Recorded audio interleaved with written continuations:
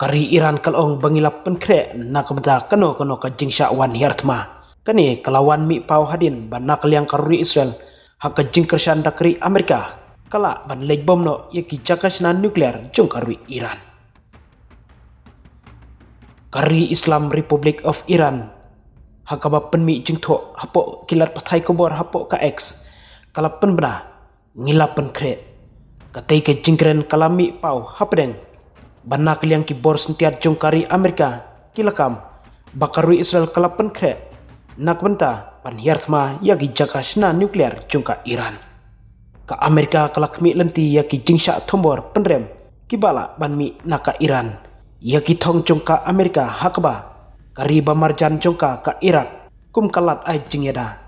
ka sorkar US kala ai jingmut yaki katto kene kin nongsong snong jongka Amerika bakin mi no na katai kari kani ka jingjia kalong hadin ka jingya keren kabala pulom no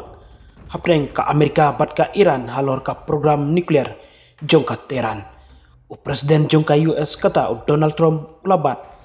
ya ka jinglong kabat tenge dakabaong kimla bandon ya utiar nuklear kalong kabasubha kimla bandon ya utiar nuklear ngin om ailat ya kata utrom ulab benrap kisipai jongka US kilasya penkenria no naki katu kat ni teli kiri jongka Middle East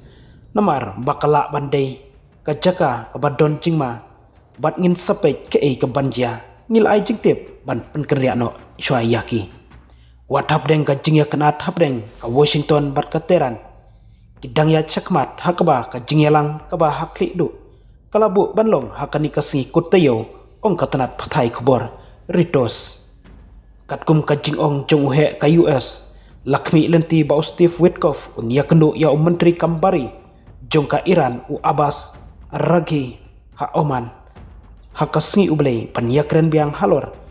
ka jingkmi lenti jongka Tehran halor ka jing terwa jongka Amerika ka badang shen hakbede bat ka jingete kular nuklear hakabasdang jongka nikatayo ka Iran kalapan bena bakan sawan rakshen ya ka jing terwa persya syakari Amerika dakaba kentat ya ka jing terwa jongka Amerika kaba menta kum ka bomla ban pediang utrom penban ula aidak baka jingya keren kadang ya chakmat bat ka Washington kadang pli ya ka jingya keren u presiden ka Republikan udang peteng ya ka jing persang jong u ban ya keren ya ka jingya te kular themai bat ka Iran kabalat mu ban khanglat ya ki kam penerus pa uranium jongkari utrom ulo maham balada omla ban poi syaka jingya te kalak ban walam syaka jingsha thombor hakikam sipai ka Washington kalak pensisa ya kani ka jingle jongka dakabakdo syaka jingkersan jongka Iran yaki kenhun leno hakeleng ka Middle East kentup ya ka Hamas ha Gaza ka Hezbollah ha Lebanon bat ki Houthis ha Yemen